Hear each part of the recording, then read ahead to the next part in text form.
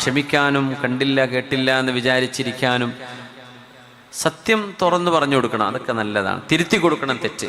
പിന്നെ അവിടെ നിർത്തിപ്പോരാ. പിന്നെ ഇങ്ങനെ കെട്ടിമറിഞ്ഞ പലതും പറഞ്ഞുകൊണ്ടിരിക്കുക, അവിടെ ഉണ്ടാണ്ടിരിക്കുക, കാര്യം പറഞ്ഞു കൊടുക്കുക. പിന്നെ അതുമ്പോൾ പലതും കെട്ടി വലിച്ച് കയറി വരും. അതൊന്നും നോക്കരുത്, അതിന് പിന്നാലെ പോവും ചെയ്യരുത്. അത് അറിയിച്ചു കൊടുക്കുക, പോരാ. അത്രേ ചെയ്യേണ്ടതുള്ളൂ. അസ്വാബിരീൻ, നിങ്ങളുടെ കുടുംബജീവിതങ്ങളിൽ നിങ്ങൾക്ക് ക്ഷമിക്കേണ്ടി വരും. നിങ്ങൾ ക്ഷമിക്കേണ്ടവരാണ്. അപ്പൊ ഒരു കാര്യം പറയാം, ഭാര്യ ഭർത്തൃ ബന്ധങ്ങളിൽ വരുന്ന വലിയൊരു വിഷയം അതാണ്. ഞാൻ ഇന്നലെ അബുദാബിയിൽ നമ്മുടെ ഖുർആൻ ക്ലാസ് നടക്കുന്ന ദിവസമാണ് സാധാരണ.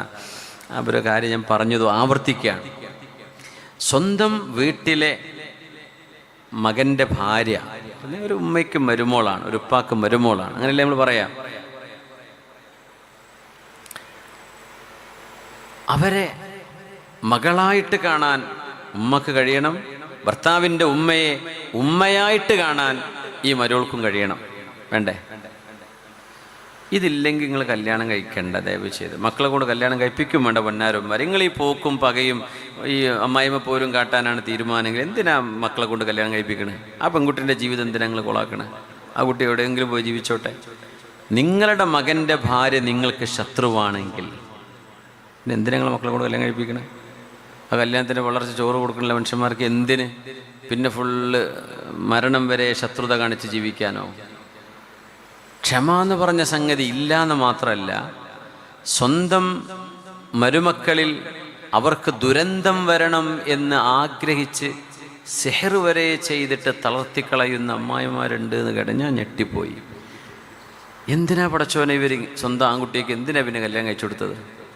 അവളങ്ങനെ പൊന്തണ്ട, അവൾക്ക് അങ്ങനെ വീട് പണിയൊന്നും നടക്കണ്ട, അവൾക്ക് ഞാൻ 3 കഫംപൂടെ റെഡിയാക്കി വെച്ചത് എന്ന് പറഞ്ഞിട്ട് പച്ച സിഹർ ചെയ്യുക, മാരണം ചെയ്യുക, ശൈത്താനിയത്തിൻ്റെ പണി ചെയ്യുക. എന്തൊരു കാലം റബ്ബേ! സ്വാബിരീൻ, കുടുംബ വിഷയങ്ങളിൽ ഭയങ്കരമായ ക്ഷമ വേണ്ട വിഷയമാണ്. ഭയങ്കര ക്ഷമ വേണ്ടി വരും.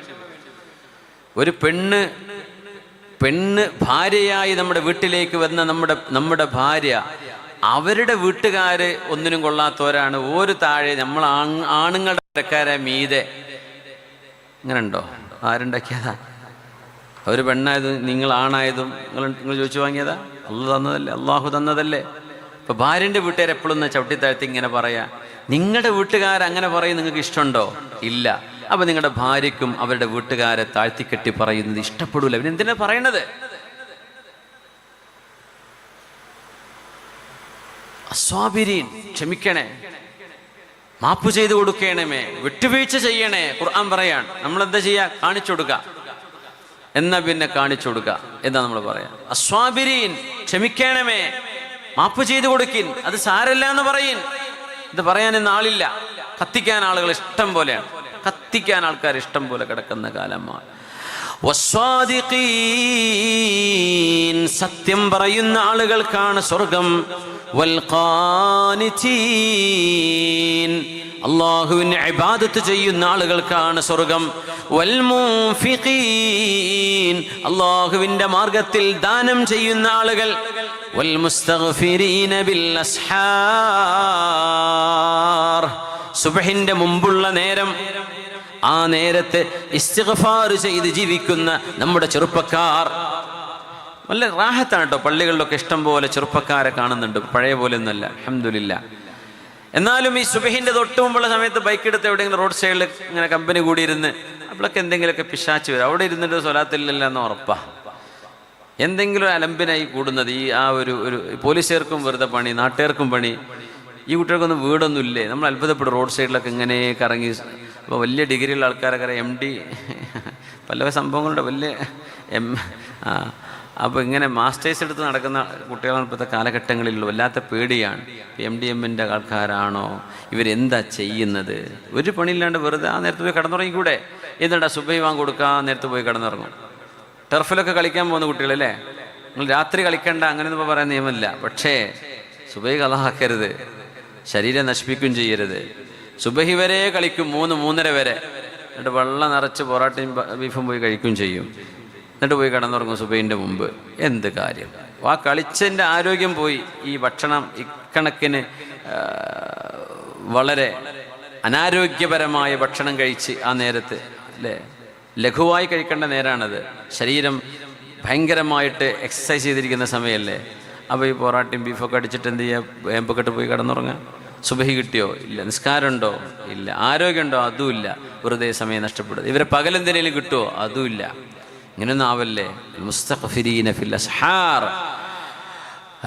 മുസ്തഗ്ഫിരീന ബിൽ അസ്ഹാർ. സുബ്ഹിന്റെ മുമ്പ് നിങ്ങൾക്ക് ഇസ്തിഗ്ഫാർ ചെയ്യാൻ കഴിയണം. ഉറക്ക് നിങ്ങൾക്ക് ഉണ്ട്, അത് ഫിത്രത്തിന്റെ ഭാഗമായിട്ട് നിങ്ങൾക്ക് ഉറക്കുണ്ടായിരിക്കാം, ജീവിത ശരീരത്തിന്റെ പ്രകൃതമാണ്. പക്ഷേ ആ ഫിത്രത്തിനെ അള്ളാഹുവിന് വേണ്ടി നമ്മൾ മൗൾഡ് ഒന്ന് എണീക്കാം, സുബ്ഹിന്റെ മുമ്പ് എണീക്കാം. ഷഹിദല്ലാഹു അന്നഹു ലാ ഇലാഹ ഇല്ലാഹു വൽ മലായികതു വഉലുൽ ഇൽമി ഖായിമൻ ബിൽ ഖിസ്ത് ലാ ഇലാഹ ഇല്ലാഹു വൽ അസീസുൽ ഹകീം. വളരെ മനോഹരമായ ആയത്തുകളാണ് സൂറത്ത് ആൽ ഇംറാൻ. ഇരിക്കട്ടെ. അപ്പോൾ അല്ലാഹു തആല ഇതൊക്കെ പറഞ്ഞിട്ട് പറയണത് ദാലിക മതാഉൽ ഹയാത്തിദ് ദുനിയ, ഇതൊക്കെ ഐഹികമായ ജീവിതത്തിന്റെ ആർഭാടങ്ങളാണ്. അല്ലാഹു റബ്ബുൽ ഇസ്സത്തിൻ്റെത് പരലോകത്തേക്ക് ഉപകാരപ്പെടുന്നത് ഇതൊന്നുമല്ല. അതാണ് നിങ്ങൾ ഒരുക്കി വെക്കേണ്ടത്. ജീവിതം നമുക്കിഷ്ടമാണ്. ആ ജീവിതം അള്ളാഹുവിന് വേണ്ടി ത്യാഗം ചെയ്ത് സമർപ്പിച്ച സ്വഹാബികളെ കുറിച്ച് നിങ്ങൾ ആലോചിച്ചിട്ടുണ്ടോ?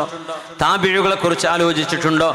നാടിന്റെ സ്വാതന്ത്ര്യത്തിന് വേണ്ടി പടപൊരുതിയ ധീര യോദ്ധാക്കളായ നമ്മുടെ ഖിലാഫത്ത് പ്രസ്ഥാനത്തിൽ കഴിഞ്ഞു പോയവർ, അതിൻ്റെ മുമ്പും ശേഷവും കഴിഞ്ഞു പോയവർ, ധീരമായി നന്മയ്ക്ക് വേണ്ടി നിലകൊണ്ടവർ, അവരുടെ ജീവനുകൾ അവർക്ക് ജീവിക്കാൻ കൊതിയില്ലാഞ്ഞിട്ടാണോ? അല്ല, അവർക്ക് കൊതിയുണ്ട്. പക്ഷേ നന്മയ്ക്ക് വേണ്ടി ആ ജീവൻ സമർപ്പിക്കാൻ അവർക്ക് മടിയുണ്ടായില്ല.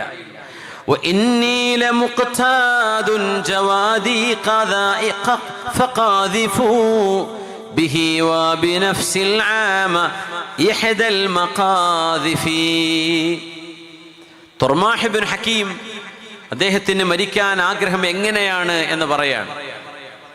നമുക്കൊക്കെ മരിക്കണമെങ്കിൽ സമാധാനത്തിൽ വീട്ടിൽ കുട്ടികളെ മക്കളൊക്കെ ഒപ്പയിരുത്തിയിട്ട് വെള്ളം കുടിച്ച് സംസം കുടിച്ച് റാഹത്തിൽ മരിക്കണം, പരിസരത്തൊക്കെ എല്ലാവരും വേണം, അത് നല്ലൊരു യാത്രയപ്പ് എന്നൊക്കെ നമ്മൾ ആഗ്രഹിക്കാം. പക്ഷേ അല്ലാഹുവിന് വേണ്ടി ത്യാഗം ചെയ്ത് ജീവൻ കൊടുക്കാൻ എനിക്ക് കൊതിയാവുന്നുവെന്ന് പറഞ്ഞ തുർമാഹ് ഇബ്നു ഹക്കീം റഹിമഹുല്ലാഹ്. ഫയാ റബ്ബി ഇൻ ഹാനത് വഫാതി ഫലാ തകുൻ അലാ ശർജഇൻ യുഅലാ ബിഖുദ്രിൽ മതാരിഫി ولكن أحن يومي سعيدا بعصبة يصابون في فج من الأرض خائف عصائب من شيبان ألف بينهم تقى الله نزالون عند التزاحف إذا فارقوا دنياهم فارقوا الأذى وصاروا إلى موعود ما في المصاحف. പടച്ചവനെ, നിനക്ക് വേണ്ടി ശബ്ദമുയർത്തുന്ന, നിനക്ക് വേണ്ടി ത്യാഗം ചെയ്യുന്ന സുമനസ്സുകളായ തഖ്വയുള്ള ഒരു മനുഷ്യരുടെ ആൾക്കൂട്ടത്തിലായിട്ട് നന്മയ്ക്ക് വേണ്ടി നിലകൊണ്ട് അടിപതറാതെ ജീവത്യാഗം ചെയ്ത് മരിക്കാൻ ആഗ്രഹമുണ്ട് റബ്ബേ എന്ന് തുർമാഹ് ഇബ്നു ഹക്കീം എന്നവർ പറയുന്നത്. ഇദാ ഫാറഖൂ ദുനിയാഹും ഫാറഖുൽ അദാ. ദുനിയാവെന്ന് പോയാൽ പിന്നെ പ്രയാസം തീർന്നില്ലേ? പിന്നെ ആരും ഇവിടെ മേക്കറ്റിട്ട് കയറാൻ വരില്ല. മരിച്ചവരെ പറ്റി ഇപ്പോൾ ആരെങ്കിലും ഇങ്ങനെ ഫേസ്ബുക്കിൽ എഴുതലുണ്ടോ? ഇപ്പം എനിക്കറിയില്ല, ഞാൻ വായിക്കാത്തൊരു കിതാബാണത്. മരിച്ചു കഴിഞ്ഞാൽ പിന്നെ വിടൂലേ? ആ പോട്ടെ, മരിച്ചില്ലേ. ഫാറഖുൽ അദാ, മരിച്ചു കഴിഞ്ഞാൽ പിന്നെ ദുനിയാവിലെ ടെൻഷനൊക്കെ തീർന്നില്ലേ? വസാറു ഇലാ മൗഊദി മാ ഫിൽ മസാഹിഫി. പിന്നെന്താ കിട്ടണത്? മുസ്ഹഫിൽ പറഞ്ഞ അള്ളാഹുവിൻ്റെ വാഗ്ദാനങ്ങളാണ്. അങ്ങനെ മരിക്കണം എന്നാണ് എനിക്ക് ആഗ്രഹം എന്ന് മഹാനായ തുർമാഹ് ഇബ്നു ഹക്കീം റഹിമഹുല്ലാഹ്. യാ അല്ലാഹ്,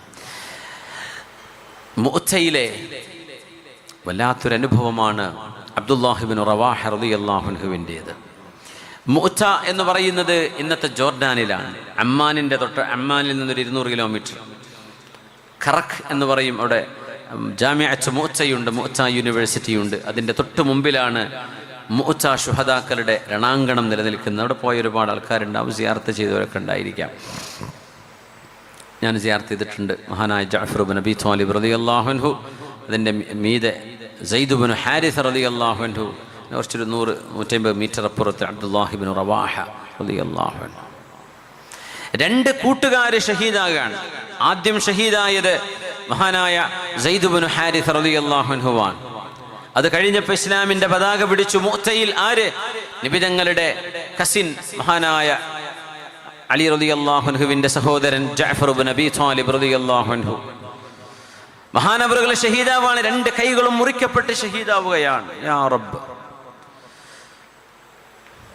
അബ്ദുല്ലാഹി ഇബ്നു റവാഹ റളിയല്ലാഹു അൻഹു ഒന്ന് ശങ്കിച്ചു നിന്നു നമ്മൾ പറയല്ല, സ്വഹാബികൾ അങ്ങനെ ചെയ്യൂല. പക്ഷേ ശത്രുക്കൾ 1,00,000-ഓളം വരുന്ന ശത്രുക്കളാണ്. 3000 സ്വഹാബിമാർ അവിടെ ഉള്ളത്. പടച്ചോനെ, ഞാനിത് ഇറങ്ങിയിട്ട് എന്ത് ചെയ്യും റബ്ബേ? അപ്പോഴേക്കും മഹാനവരുടെ നാവുകളിൽ കവിത വരികയാണ്. ആ കവിതയിൽ മഹാൻ ചൊല്ലുകയാണ്: എന്റെ ശരീരമേ, ലതൻസീലന്ന, നീ യുദ്ധത്തിൽ ഇറങ്ങിയേ പറ്റൂ. ഔ ലതുജ്ബറന്ന, നിന്നെ ഞാൻ നിർബന്ധിപ്പിക്കും ഈ യുദ്ധക്കളത്തിലേക്ക് ഇറങ്ങാൻ. മരണം ഒരിക്കലല്ലേ ഉള്ളൂ, ആ മരണത്തെ നീ ധീരമായി നേരിടണം എന്ന് പറഞ്ഞ് മഹാനായ അബ്ദുല്ലാഹി ഇബ്നു റവാഹ റളിയല്ലാഹു അൻഹു, നബി തങ്ങളുടെ കവിയായിരുന്നു ഹസ്സാൻ ഇബ്നു സാബിത്ത് തങ്ങളെപ്പോലെ യുദ്ധത്തിലേക്ക് ഇറങ്ങാനുണ്ടായത്. ആ മഖാമിലൊരു സുഗന്ധമുണ്ട്, ഇപ്പോഴും ചെന്നാൽ അനുഭവിക്കാൻ കഴിയും. അബ്ദുല്ലാഹി ഇബ്നു റവാഹ റളിയല്ലാഹു അൻഹുവിൻ്റെ മഖാമിൽ നബി തങ്ങൾ പറയും, 3 പേരെയും ഞാൻ സ്വർഗത്തിൽ കണ്ടു. അതിൽ അബ്ദുല്ലാഹി ഇബ്നു റവാഹ റളിയല്ലാഹു അൻഹുവിന്റെ സ്ഥാനം ഒരൽപ്പം താഴെയാണ്. ഇസ്വിറാറ, സ്വർഗത്തിലെത്തി ശുഹദാക്കള്. പക്ഷേ അപ്പൊ അവർ ചോദിച്ചു, നബിയെ എന്തേ അങ്ങനെ? 3 പേരും മുഅ്തയുടെ നേതാക്കന്മാരല്ലേ, അവർ 3 പേരും ശുഹദാക്കളല്ലേ, എന്തേ ഒരാൾക്ക് സ്ഥാനം കുറഞ്ഞു പോയത്? പറഞ്ഞു അബ്ദുല്ലാഹി ഇബ്നു റവാഹ റളിയല്ലാഹു അൻഹു, ഒരൽപ്പനേരം പടച്ചോനെ ഞാൻ മരിക്കാണോ എന്നൊരു ശങ്ക മഹാന്റെ മനസ്സിലേക്ക് കടന്നു വന്നില്ലേ, അവിടെ കുറച്ച് മാർക്ക് പോയതാണ്. സുബ്ഹാന ജല്ല ജലാൽ. നമുക്കൊക്കെ ഇനി എന്ത് മാർക്ക് ഉണ്ടാവുക എന്നാ ഞാൻ ആലോചിച്ച് നോക്കുക. റബ്ബേ, അള്ളാഹ്ക്ക് വേണ്ടി ഇങ്ങനെ ത്യാഗം ചെയ്ത് ശുഹദാക്കളായി പോയവരിൽ അള്ളാഹു വിചാരണ ചെയ്യുമ്പോൾ പടച്ചോന് വേണ്ടി ഞാൻ എൻ്റെ ജീവൻ കൊടുക്കണോ എന്ന് മടിക്കല്ല.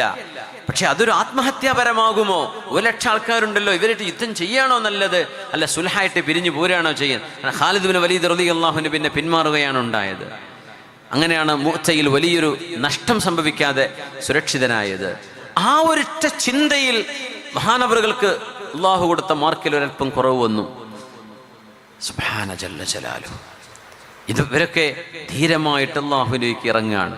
ഖുൽ അഉനബ്ബിഉകും ബിഖൈരിൻ മിൻ ദാലികും للذين اتقوا عند ربهم جنات تجري من تحتها الأنهار خالدين فيها وأزواج مطهرة ورضوان من الله ورضوان من الله. അള്ളാഹു നൽകുന്ന തൃപ്തിയും അള്ളാഹുവിൻ്റെ പൊരുത്തവും നാളെ സ്വർഗവാസികൾക്ക് അള്ളാഹു നൽകുന്നു. റിദ്വാനും മിനല്ലാഹ് വല്ലാഹു ബസീറും ബിൽ ഇബാദ്. സമ്പത്ത് അള്ളാഹു മനുഷ്യന്റെ ഹൃദയത്തിന് ഇഷ്ടമാക്കിയ ഒരു സംഗതിയാണ്. പക്ഷെ അള്ളാഹു പറഞ്ഞു, നിങ്ങളുടെ ഇഷ്ടത്തിൽ നിന്ന് അള്ളാഹുവിന് കൊടുക്കണമേ, ഇൻഫാഖ് ചെയ്യണം, ദാനം ചെയ്യണം. എൻ്റേത്, എൻ്റെ പൈസ, എൻ്റെ കാശ് എന്ന് മനുഷ്യന് തോന്നാം. കുട്ടികൾക്ക് പോലും കാശിനോട് ഇഷ്ടമായിരിക്കും. ഇത് മനുഷ്യ പ്രകൃതത്തിലുള്ളതാണ്. ആ പ്രകൃതത്തെ അല്ലാഹു തസ്കീത്ത് ചെയ്തുകൊണ്ടാ പറയുന്നത്, ലൻ തനാലുൽ ബിർറ ഹത്താ തുൻഫിഖു മിമ്മാ തുഹിബ്ബൂൻ. നിങ്ങൾ ഇഷ്ടപ്പെടുന്നത് അള്ളാഹുവിൻ്റെ മാർഗത്തിൽ കൊടുക്കുന്നത് വരെ നന്മയായ നന്മകൾ നിങ്ങൾക്ക് കിട്ടുകയില്ല കേട്ടോ. ഇഷ്ടപ്പെട്ടത് കൊടുക്കണം, ഇഷ്ടപ്പെട്ടത് കൊടുക്കണം, ഇഷ്ടപ്പെട്ടത് കൊടുക്കണം.